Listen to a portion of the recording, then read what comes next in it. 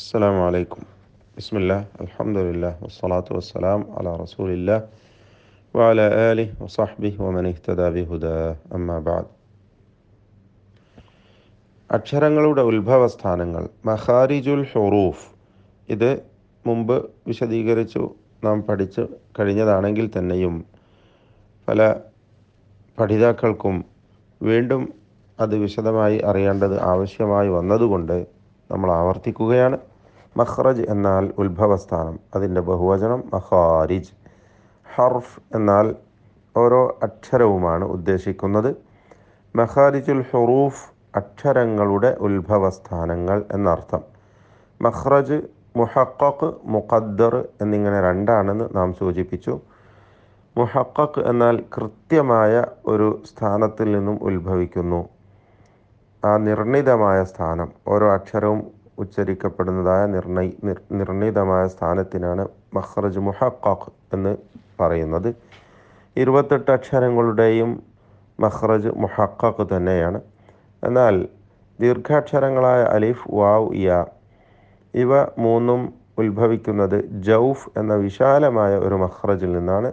പിന്നീട് നമുക്ക് മനസ്സിലാക്കാം ഇൻഷാ അള്ളാഹ്.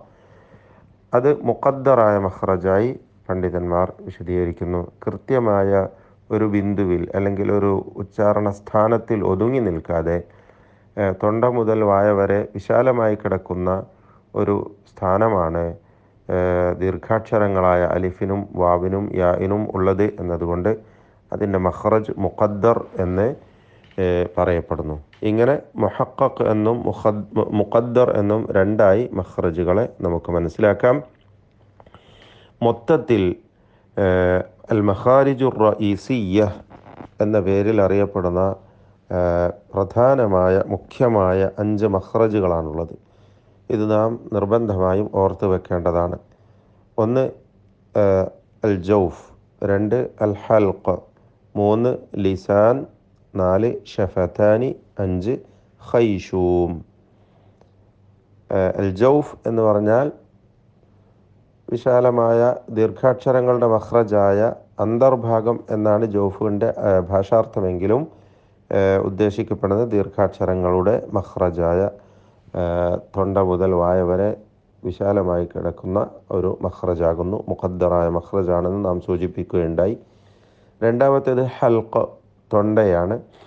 അവിടെ നിന്ന് എത്ര മഖ്റജുകൾ, അതിൽ ഈ തൊണ്ട എന്ന റഈസിയായ മഖ്റജിൽ 3 ഉപമഖ്റജുകളുണ്ട്, ഫറഈയായ മഖ്റജുകളുണ്ട്. അതും അതിൽ നിന്ന് ഉത്ഭവിക്കുന്ന അക്ഷരങ്ങളും പിന്നീട് നമുക്ക് മനസ്സിലാക്കാം. ശേഷം ലിസാൻ, ഏറ്റവും കൂടുതൽ അക്ഷരങ്ങൾ ഉത്ഭവിക്കുന്ന റഈസിയായ മഖ്റജാണ് ലിസാൻ. അതിന് 10 ഉപമഖ്റജുകളുണ്ട്. ഇൻഷാ അള്ളാഹ് അതും വഴിയെ നമുക്ക് മനസ്സിലാക്കാം. അടുത്തത് ഷഫത്താനിയാണ്, 4ാമത്തെ മഖ്റജ്. 2 ചുണ്ടുകളുമായി ചേർന്ന് വരുന്ന അക്ഷരങ്ങളും ഇൻഷാ അള്ളാഹ് നമുക്ക് പിന്നീട് മനസ്സിലാക്കാവുന്നതാണ്. അവസാനമായി ഖൈശൂം, നാസാന്തരം എന്ന് പറയാം. അതായത് മൂക്കിൻ്റെ ഉൾഭാഗം, തരിമൂക്ക് എന്നൊക്കെ അർത്ഥം കൽപ്പിക്കപ്പെടുന്ന ഖൈശൂം എന്ന റഈസിയായ മഖ്റജ്. ഇവിടെ നിന്നും ഗുന്നത്തിൻ്റെ ശബ്ദം വരുന്നു.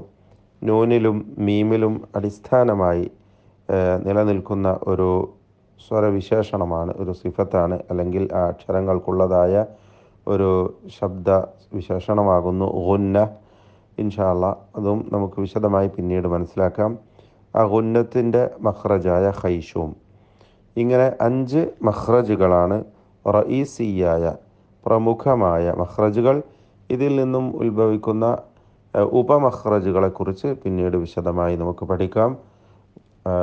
തജ്വീദിലെ ഏറ്റവും പ്രധാനപ്പെട്ട ഭാഗമാണ് മഖാരിജ് അറിയലും കൃത്യമായും അക്ഷരങ്ങൾ അതിൻ്റെ ഉത്ഭവസ്ഥാനത്തിൽ നിന്നും ഉച്ചരിക്കുക എന്നതും. അതുകൊണ്ട് നാം വീണ്ടും മഖാരിജിനെ കുറിച്ചുള്ള വിശദീകരണം ആവർത്തിക്കാൻ ഉദ്ദേശിച്ചിരിക്കുകയാണ്. റഈസിയായ മഖ്റജുകൾ അൽ ജൗഫ്, വൽ ഹൽഖ്, വൽ ലിസാൻ, വൽ ഷഫതാനി, വൽ ഖൈശൂം എന്നിങ്ങനെ 5 പ്രമുഖമായ മഖ്റജുകളാണുള്ളത്. കൂടുതൽ അറിയാനും മനസ്സിലാക്കുവാനും തെറ്റുകൂടാതെ പരിശുദ്ധ ഖുർആൻ പാരായണം ചെയ്യാനും അള്ളാഹു അനുഗ്രഹിക്കുമാറാവട്ടെ.